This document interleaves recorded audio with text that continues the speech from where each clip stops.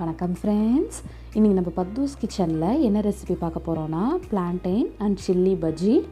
இது பார்த்திங்கன்னா ரொம்ப சூப்பரான ஈவினிங் ஸ்நாக்ஸ் அண்ட் எல்லாரோட ஃபேவரேட்டும் கூட. ஸோ இந்த ரெசிபி எப்படி பண்ணுறதுன்ட்டு வாங்க பார்க்கலாம்.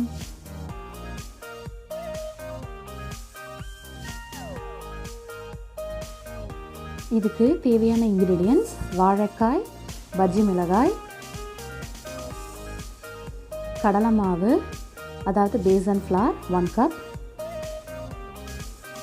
அரிசி மாவு ரைஸ் ஃப்ளார் 1/2 கப், மஞ்சள் தூள், சில்லி பவுடர்,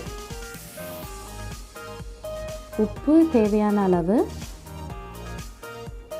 நான் பஜ்ஜி மிளகாவை இந்த மாதிரி கட் பண்ணி வச்சுருக்கேன். நடுவில் பாதியாக ஸ்லிப் பண்ணிவிட்டு சீட்ஸ் எல்லாம் ரிமூவ் பண்ணி எடுத்து வச்சுருக்கேன்.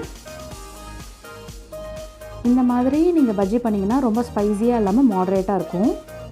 ஸோ வாழைக்காவை நான் தோல் சீவிட்டு இந்த மாதிரி தின் ஸ்லைஸஸாக கட் பண்ணி எடுத்து வச்சுருக்கேன்.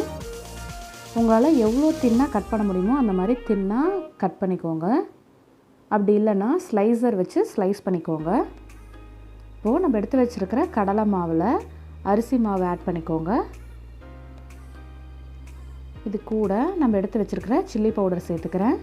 காரம் உங்களுக்கு ஏற்ற மாதிரி சேர்த்துக்கோங்க. இது கூட மஞ்சள் தூள் சேர்த்துக்கிறேன். இப்போது இந்த பஜ்ஜிக்கு தேவையான உப்பை ஆட் பண்ணிக்கோங்க.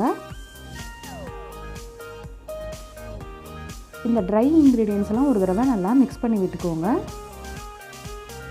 மிக்ஸ் பண்ணிவிட்டு நம்ம கொஞ்சம் கொஞ்சமாக தண்ணி சேர்த்து மிக்ஸ் பண்ண போகிறோம்.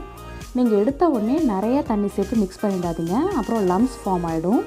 ஸோ கொஞ்சம் கொஞ்சமாக தண்ணி சேர்த்து மிக்ஸ் பண்ணி திக் பேஸ்ட்லேருந்து லூஸ் பேட்டர் கன்சிஸ்டன்சிக்கு கொண்டு வாங்க.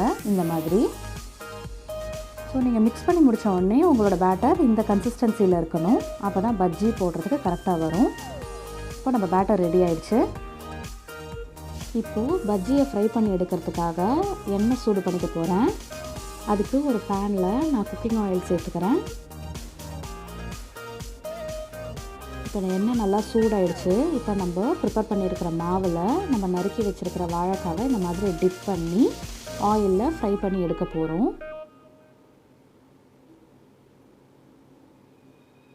இந்த மாதிரி பொறுமையாக நம்ம ஸ்லைஸ் பண்ணி வச்சுருக்கிற வாழைக்காவை இந்த மாவு 2 பக்கமும் கோட் ஆகிற மாதிரி டிப் பண்ணி நம்ம சூடு பண்ணி வச்சுருக்கிற ஆயிலில் சேர்த்துக்கோங்க.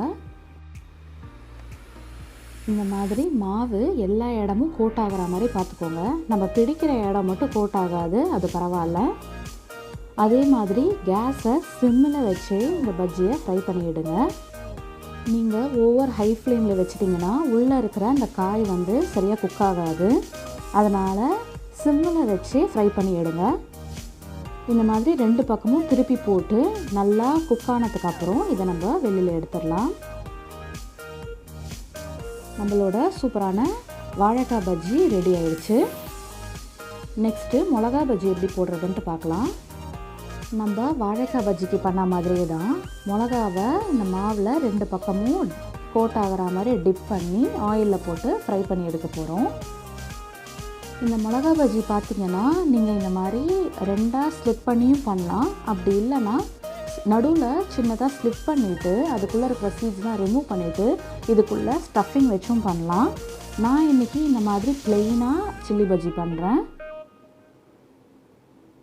ஸோ அதே மாதிரி 2 பக்கமும் திருப்பி போட்டு நல்லா குக் ஆனதுக்கப்புறம் பபிள்ஸ்லாம் அடங்கினதுக்கப்புறம் இதை நம்ம ஆயிலேருந்து வெளியில் எடுத்துடலாம். இந்த பஜ்ஜி வெரைட்டிஸ் பார்த்திங்கன்னா எல்லாரோட ஃபேவரட்டான ஸ்நாக்ஸ். இது சூடாக ஒரு காஃபி டீயோட ஈவினிங் டைமில் சாப்பிட்டிங்கன்னா ரொம்ப சூப்பராக இருக்கும். எஸ்பெஷலி இந்த சில்லி பஜ்ஜி இந்த மாதிரி சீட்ஸ்லாம் ரிமூவ் பண்ணிட்டு பண்ணிங்கன்னா அந்த அளவுக்கு ஸ்பைஸியாக இருக்காது. ஸோ குழந்தைங்களுக்கு கூட கொடுக்கலாம். நம்மளோட வாழைக்காய் அண்ட் சில்லி பஜ்ஜி சூப்பராக ரெடி ஆயிடுச்சு. இதுக்கு நீங்கள் சைட் டிஷ்ஷாக ஒரு கோகோனட் சட்னி வச்சு சாப்பிட்டிங்கன்னா சூப்பராக இருக்கும். இன்றைக்கி நாங்கள் சாம்பார் தான் சைட் டிஷ்ஷாக வச்சுக்கிட்டு சாப்பிட போகிறோம். நம்ம பஜ்ஜி பாருங்கள் எப்படி ஃப்ளஃபியாக சூப்பராக வந்திருக்கு. இந்த பர்ஃபெக்டான ஈவினிங் ஸ்நாக்ஸை நீங்களும் உங்கள் வீட்டில் ட்ரை பண்ணி பாருங்கள். ட்ரை பண்ணி பார்த்துட்டு எப்படி வந்ததுன்ட்டு உங்கள் கமெண்ட்ஸை எங்களுக்கு போஸ்ட் பண்ணுங்கள். நீங்கள் D3 கலர்ஸ் சேனலை இன்னும் சப்ஸ்கிரைப் பண்ணலன்னா மறக்காமல் சப்ஸ்கிரைப் பண்ணுங்கள். பக்கத்துலேயே அந்த பெல் ஐக்கான் பட்டனையும் ப்ரெஸ் பண்ணி வச்சுக்கோங்க. அப்போ தான் நாங்கள் போடுற வீடியோஸ் இம்மீடியட்டாக உங்களுக்கு வந்து சேரும். இந்த வீடியோ உங்களுக்கு ரொம்ப பிடிச்சிருக்கும்னு நினைக்கிறேன்.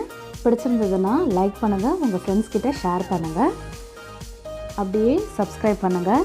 நான் இன்னொரு ரெசிபியில் உங்களை சந்திக்கிறேன். பாய்.